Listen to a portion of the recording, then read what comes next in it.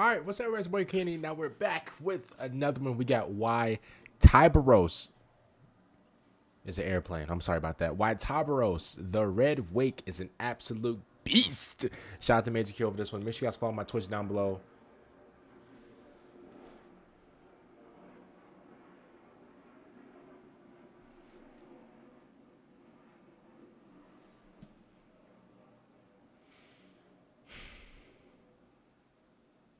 Now, if y'all heard that airplane, right, you'll make sense of why I stopped talking. But if you didn't hear that airplane, this looks a little awkward. But make sure you guys follow my Twitch down below in the description. It also is on the screen right now. And also, man, make sure you guys subscribe to the channel. We are so close to 8,000 subscribers. And now, let's get right to it. Let's go. Hey, guys and girls. The title of this video isn't exactly a hot or unique take. Tyberos is the girthiest space marine there is. But beyond just seeing this famous fan art of him and hearing about how he curb stomps xenos and heretics on the daily, I bet you don't actually know why he is such a powerful, terrifying force of nature. He looks big. I assume you haven't actually... Pause. Oh my goodness. I say he looks big. Y'all gonna take that out of context and think that I'm just for Slaanesh. Okay. read the parts of the lore where he goes to town on Tyranids or terrorizes an entire Space Marine chapter into submission. I bet you don't even know exactly how big this dude actually is. How big is he? I've also realized I haven't made a dedicated video on Tyberos yet, which is a massive fumble on my part. Let's rectify that. Before we get started, I'm back at it with another Tacticus sponsored segment. Turns out I was able to suck. Hey, Magic. You was able to use, huh? You was able to what? So many of you into this addictive Oh, okay, cool. Pay those bills, Majorkill. Pay those bills. Ross's highlights from the lore, as well as what actually makes him such a monster compared to other Space Marines. Now let's get into it. The first thing that sticks out is just how massive Tyberos is. There's a reason why there's weight classes in combat sports, and Tyberos is a great example of that. Due to a combination of his genetics, Bro, he built like a running back from like the 1950s, y'all. Like, bro, like listen, I'm gonna say it. He looks very intimidating. He looks very intimidating, bro. I'll say it. combined with the high mutation rate of the Space Shark's gene seed, Tyberos grew to be absolutely massive, larger than any other current living Space Marine. There's a bit of confusion regarding just how big he is, as this fan art, no matter how awesome, is still made by a fan, not by GW. True. Some people think that he is slightly taller than a normal Space Marine, whilst others think he is the size of a Primarch, if not bigger. The lore doesn't pull out a ruler and measure his cock or anything. However, it clearly states that he stands a head taller than his elite Terminator guards, who would be taller than most other Space Marines to begin with, as Space Sharks were notoriously large Marines. Well, here's the thing, right? If that's like if that's the thing that stands out to him, then he might be that big, right? Pause. I have to keep saying pause because y'all might take that out of context and clip me up, and I'm doomed forever. But if that's like one of his qualities, bro, and like how big he is, how tall he is, then, you know, like I imagine he's really tall then. However, his increased height was only a small aspect of his overall girth. The Magos who saw Tyberos and scanned him had a brief sensory malfunction, as his logic engines couldn't comprehend that he was looking at a living being. It thought he was a statue. He specifically noted that Tyberos made his own bodyguards around him look like children, which would imply that despite a moderate height advantage, his bulk would have been massively larger. Normal Terminators are around 8 to 9 feet tall, with the elite Space Shark Terminators being closer to the 9-foot mark. Adding the full head of height on top of that puts Tyberos in the 10-foot plus category. Bro, these dudes are as tall as like basketball hoops, y'all. Like that's not even like, that's crazy, bro. Bro, imagine being as tall as like an NBA like hoop. That's nasty work. Which does fall short of the Primarch's height of 12 to 14 feet, however his bulk would match if not exceed theirs. Other descriptions in the lore always make a big point of talking about how massive he is. Stuff like how his heavily modified armor consumes a shitload of energy, or how his sheer size radiates a sense of dread for everyone in the area. So yes, we can comfortably say that Tyberos is the largest Space Marine in the current setting, with all the strength and power bonuses that would entail. As for his war gear, his armor isn't normal Terminator armor. It's heavily modified with extremely advanced armor pieces to be able to fit him. The Magos who scanned him noted that his armor was immense and had cliff-like plates. He also noted that every inch of Tyberos was covered in the most advanced, rare, and hallowed war plate that he had ever seen. This could imply that Tyberos' armor is modified with Dreadnought plate to account for his bulk, or that he simply had most of his armor custom made for him. Okay, so bro, wait, hold up. So he has some of the Dreadnought pieces with him. Damn, so how big is this dude, yo? Like, if you're that big to the point where, bro, you got Dreadnought pieces added onto you, bro, you are humongous. Like, you're not, like, bro, you're big show big, bro.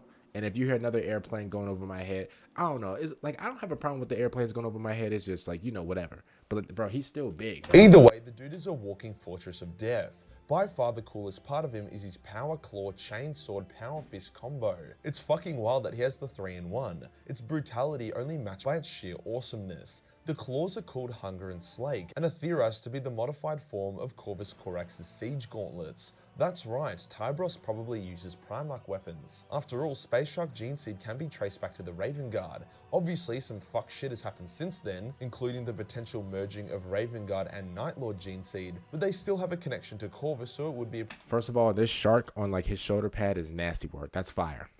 That's definitely fire. Second of all, bro, he's using Primarch weapons. Bro, he just got a little bit of everything.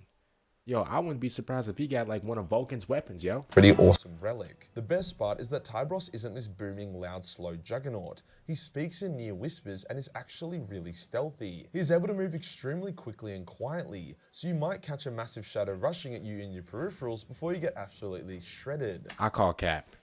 Yo, I'm gonna be honest with you. I call cap on that. There's no way I'm gonna be in the battlefield, bro, and I don't hear doom, doom, doom right behind me. There's no way, bro. Hey, he may be stealthier than like the average like fat dude or whatever in Warhammer.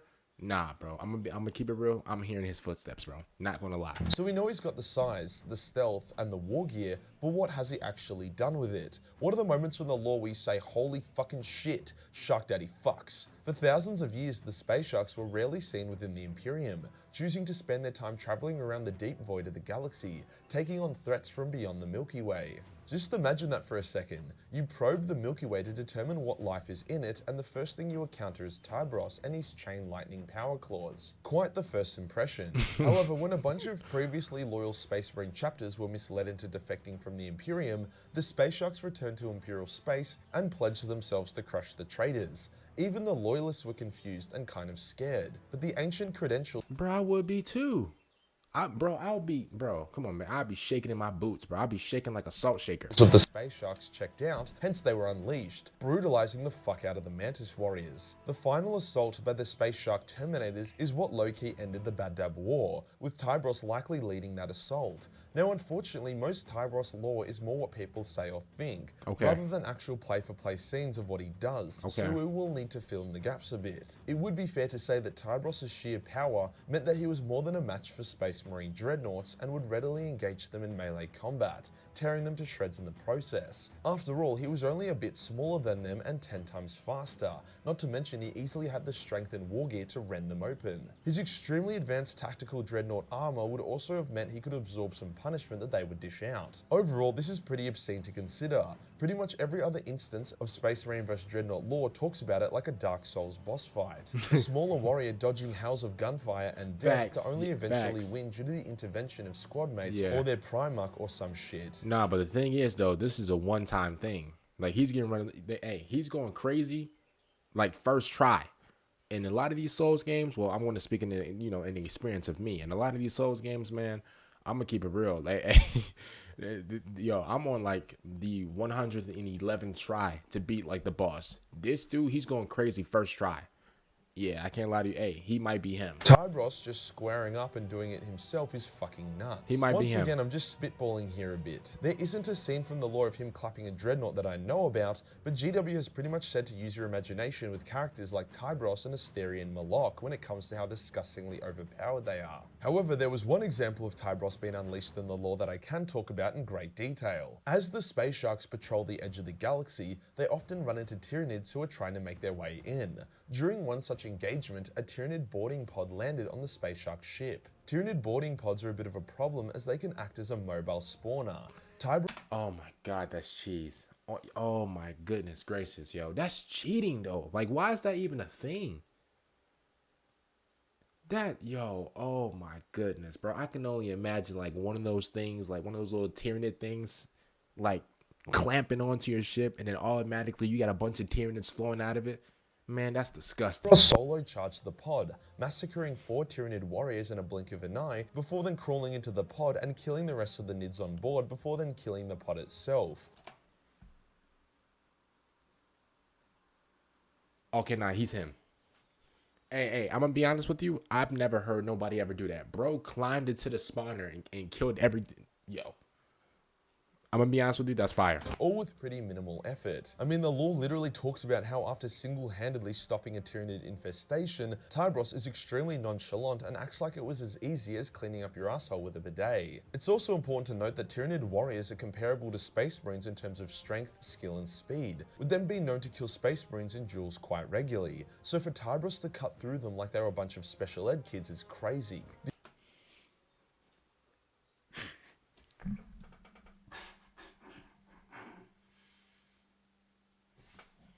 The only other Imperials who can kill like that are Primarchs, Custodes, or Eversor assassins. Tyberos genuinely seems to have no weakness. He doesn't rampage around, spinning his hands around his body like kids do when they think they're unbeatable. Every strike is said to be incredibly precise, with him being described as a blur in combat, especially with his hands. If you do manage to hit him, the dude has the thickest armor in the galaxy. Yeah, hey, I'm gonna be honest with you, bro. It's gonna take more, it's gonna take one of Captain Hook's cannons to pierce through this, bro. I'm gonna be honest with you, bro.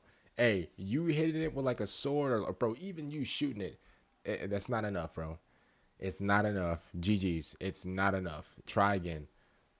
Try again, bro. You might have to get one of those like weapons that Kim Jong-un be using, bro. Like, hey, I'm gonna just keep it real.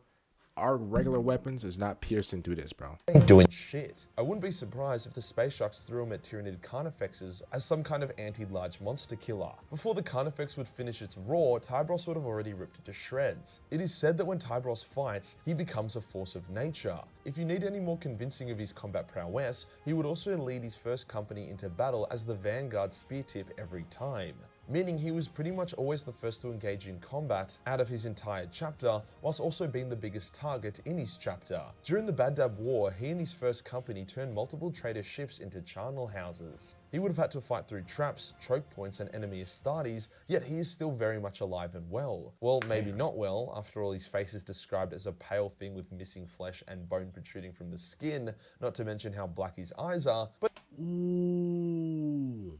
Bro, listen, bro, I got no problem with you. I don't want you to go crazy on me, man. You got a face only a mother can love.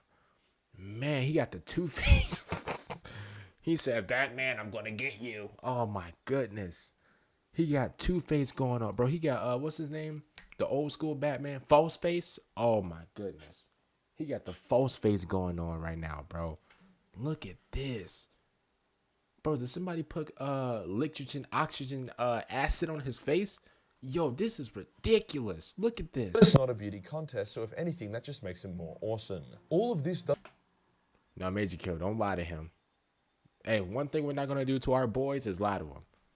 Hey, I'm going to keep it... If my boy is looking a little scrappy, I'm going to be like, yo, bro, like, you need some cologne. Like, you want me to straighten you up real quick? Like, that's what I'm doing to my friends. Hey, let's not ever lie to our boys, bro. This right here does not make him look more awesome. This make him look terrifying, bro.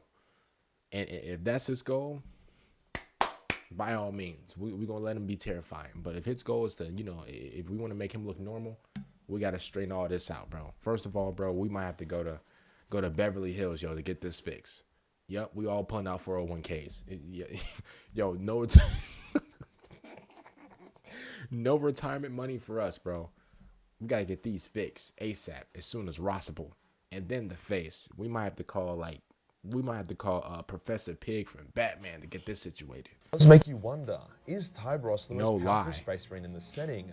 After all, I don't really see any reality where Dante, Azrael, or Manius are able to beat him. especially if it becomes a Primaris and actually ends up the size of a Primarch. It doesn't matter how cool you are or how skillful you are, if a gigantic Hulk runs at you at breakneck speed and then slashes at you with lightning claw power fist chainsword arms faster than you can blink, you're gonna be pretty fucking dead. True. In saying that, I wouldn't say Tyberos is the most powerful. Astarion Malok could probably take him, as could Abaddon. Psykers like Mephiston and Ahriman would also more than likely be able to overcome him. In saying that, if you ran those fights 100 times, Tyberos would certainly win numerous times against any of those warriors. Overall, an absolute beast that is criminally underused in the lore and seriously needs a new tabletop model. Also, GW, you really need to give us some more action scenes. Scenes where Tyberos is unleashed against enemy space marines, a Carnifex or a Dreadnought, so we can really gauge the girth of this boy. So much of him is also ambiguous. What is his actual size? What is his armor modified with? Is it just enlarged Terminator plate, or is the theory about it using modified Dreadnought components correct? I'm all for a bit of mystery, but you can't just tease my balls like this. If you enjoyed the video and you want to support the channel, then shout out to Majorkill, man, for this video, man. Hopefully you guys enjoyed this one. I don't know if I should keep this light on or have it off and use like the natural light, whatever. But thank you guys so much for all the support, man. We're really that close to 8,000 subscribers, so it would mean the world if y'all can just sub up. You know, it's absolutely free. And also, man, if y'all wouldn't mind following my Twitch down below, that would mean, you know, the world as well. I'm gonna see y'all later. Next time out. Peace out.